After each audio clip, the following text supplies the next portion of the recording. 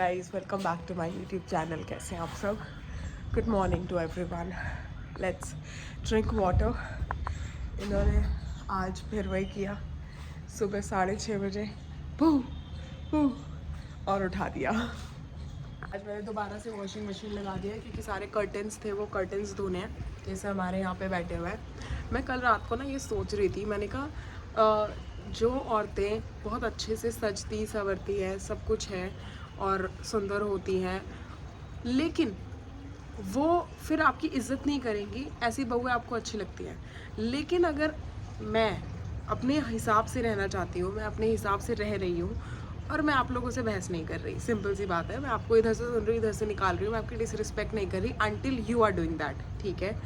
तो आप लोगों को ऐसी बहुएं रास नहीं आती हैं। फिर यही लोग होते हैं जो ये चीज़ के लिए बॉदर हो रहे हैं कि आपकी बहू ने कुछ नहीं किया हुआ, आपकी बहू ने मांग नहीं भरी, बिंदी नहीं लगाई। फिर यही लोग होते हैं जो आपके पास आएंगे और आपकी बहू से, मतलब आपकी बहू के लिए कहेंगे, ओ भग गई क्या, चली गई क्या, छोड़ गई क्या, तलाक दे दिया क्या? भाई ऑब्वियसली ये होता है, क्योंकि अगर आप उस लड़की को जो एज अ बहू आप लेकर आए हो बेटी बनाकर, और उसको बेटी की तरह रहने नहीं दोगे, तो भाई वो क्या करेगी? क्योंकि बचपन से मेरे को तो ये पता है, मेरे माँ बाप ने मुझे ये सिखाया कि जो शौक़ पूरे करने हैं ससुराल में जाके करना। तो भाई मैं वो कर रही हूँ, सिंपल सी बात है। और अगर ससुराल में पूरी ज़िंदगी कटवानी है तो बहू को बहू की तरह रहने दो। आई मीन बहू जैसे रहना चाहती है वैसे रहने दो, नहीं तो भैया रेडी हो जाओ, सिंपल सी बात है। मैं तो सबको यही बोलती हूँ कि भाई जैसे तुम्हें रहना है तुम वैसे रहो, क्योंकि जिस घर में आप खुलकर नहीं रह सकते, अपनी मर्ज़ी से नहीं रह सकते, वो घर फिर आपका नहीं है, वो आपके लिए नहीं है। और यही एक रीज़न था कि मैंने अपने पेरेंट्स का घर छोड़ दिया था, क्योंकि जहाँ मैं अपनी मर्ज़ी से नहीं रह पा रही हूँ, मुझे उस घर में रहना ही नहीं है। मेरा सिंपल सा ही रूल है। खाना मैंने बना दिया है, आज अरबी की सब्ज़ी बनाई है, आटा लगा दिया है। आई थिंक मैंने कहा आज खाना बनाना नहीं है, तो इसलिए वहीं पर रोक कर अब मैं कपड़े धोने आई हूँ। मेरी डेटा केबल में पता नहीं क्या हो गया, वो चल ही नहीं रही है। अब देखते हैं, वारंटी में है वैसे तो वो, मुझे अभी 2 महीने हुए ख़रीदे हुए, 1 साल की वारंटी है, तो उसको ठीक कराने के लिए देख कर आना पड़ेगा अब। और नहा लो बारिश में।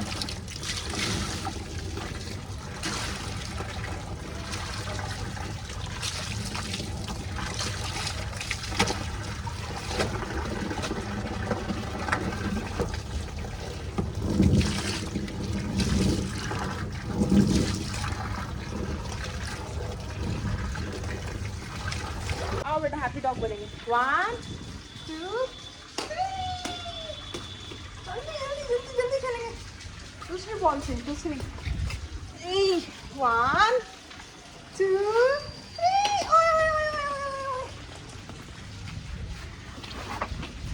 One two three. योगा करोगे? आपको योगा करनी है ऐसे? ओहो हो, शवासन, ऐसे वाला शवासन। स्ट्रेचिंग भी करनी है बाबू? सब कुछ करना है तुमको। 1 2 3। Happy dog, happy dog, happy dog. सब कर लो तुम आज, है ना? अलग सब कर लो। गुड्डा लेंगे, उठाओ बॉल। 1 जग्गू, 1 2। अरे अरे अरे अरे,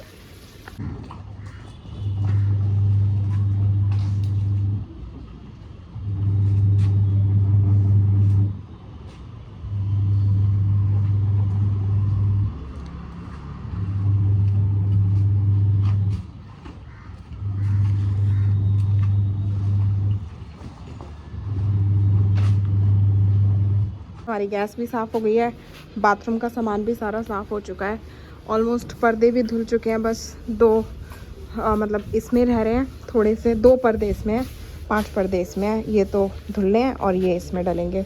बाकी वॉशरूम का सारा सामान धो दिया है, नीचे लग जाएगा, फिर अब स्टेबल हो जाएगा। आज का टास्क बस यही होगा, सारे दिन पूरा घर सिंगवाना है। कल को ये बारिश में नहा रहा था और आज ये धूप में बैठा है, तगड़ी धूप में। ओ हो, ओए होए होए होए होए होए, मजे आ रहे हैं। कहाँ चले, कहाँ चला? जग्गू थोड़ा पतला हो जा बाबू, दूध पीना है, दूध पीना है। और मेरा गुड्डा पानी के पास जाना है। यहाँ बैठोगे, गम्मी लगी है। अरे अरे अरे अरे, इतनी गंदी हालत हो रही है फेस की भाई साहब, अंदर से ऐसा गंदा गंदा सा फील हो रहा है अब। लेकिन काम भाई, काम तो बिल्कुल ख़त्म नहीं हो रहा। आज पूरा दिन हो गया, अभी रात के 11 बज रहे हैं और सर दर्द हो रहा है बहुत ज़्यादा। अभी खाना नसीब हो रहा है और खाने में पूरियाँ, पराठे, ये सब चीज़ें खा रही हूँ अभी फ़िलहाल, क्योंकि डाइट का अभी जो भी हमारा सामान है वो भी नहीं है, प्लस जो मेरा आटा है वो भी पिसा हुआ नहीं है और टाइम तो बिल्कुल मिल नहीं रहा है अभी। तो मैंने कहा अभी बस इस हफ्ते और फिर मैं पूरा बैक टू द रूटीन आ जाऊँगी। अंदर से बहुत ज़्यादा वीक फील हो रहा है एंड वेट घट गया है बढ़ने की बजाय, तो इसलिए मैंने कहा ठीक है खा लेते हैं। प्लस आज बहुत सारा काम ख़त्म करा है, जो भी छोटा मोटा सामान है सारा छत पे पहुंचाया। यहाँ से पूरा मम्मी का जितना भी सामान था ये सारा खाली करा, इसकी सफाई करी। भाई बहुत गंदगी है। अभी ये पूरा रैक जो है ये खाली करना है। ओ माय गॉड, मतलब इतना सारा काम है कि क्या बताऊँ। सामान बहुत ज़्यादा हो गया। ये तो अभी तक ऐसे एज़ इट इज़ है, इसको भी पूरा करना है।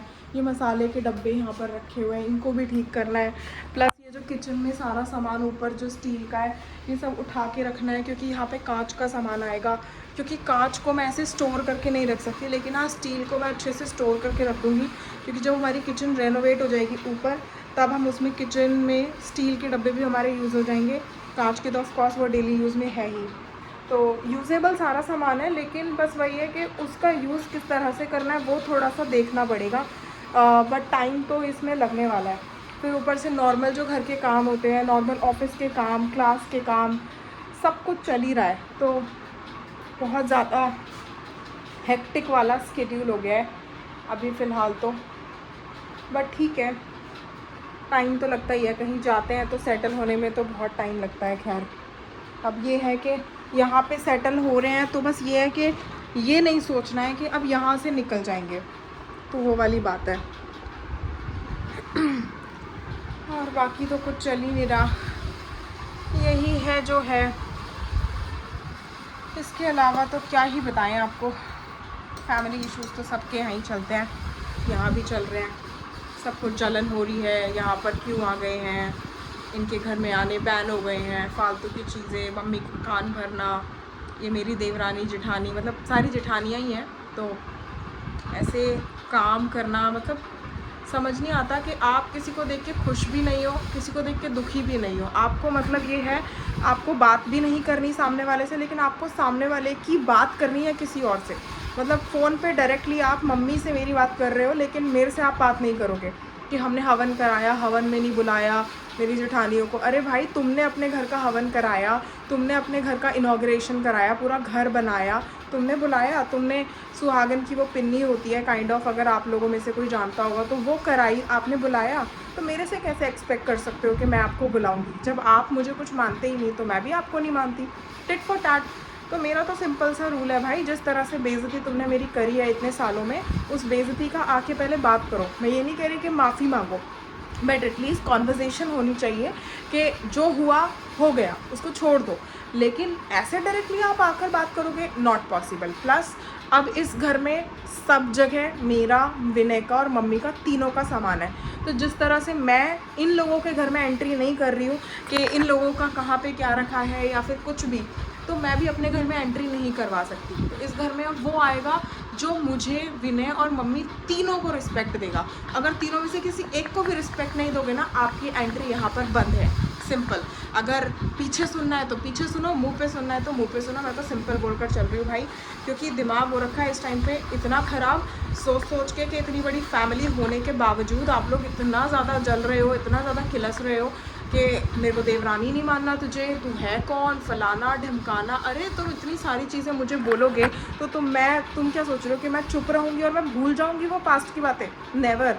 तब तक तो एटलीस्ट नहीं भूलूँगी जब तक आप मुझसे बैठ के डीप कॉन्वर्जेसन नहीं करोगे।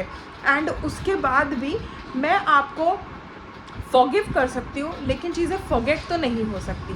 पॉइंट वही है। कल के ब्लॉग में दिखाऊंगी कि छत पे क्या क्या हो रखा है एंड हमने ऊपर कितना काम किया है, ठीक है। तो इस वीडियो को आज यहीं पे एंड करते हैं। आप मेरे चैनल को सब्सक्राइब कर सकते हो अगर आपको अच्छा लगा, एंड आप कमेंट करके बताना कि आपकी फैमिली में भी ऐसे इश्यूज चलते हैं क्या जो मैंने अभी डिस्कस करे, बिकॉज यहाँ तो पॉलिटिक्स का नाम पूरी तरीके से ख़राब कर रखा है, मतलब बहुत ज़्यादा पॉलिटिक्स है। खैर, मिलते हैं आपसे कल के ब्लॉग में, and thank you so much guys for watching. Bye bye.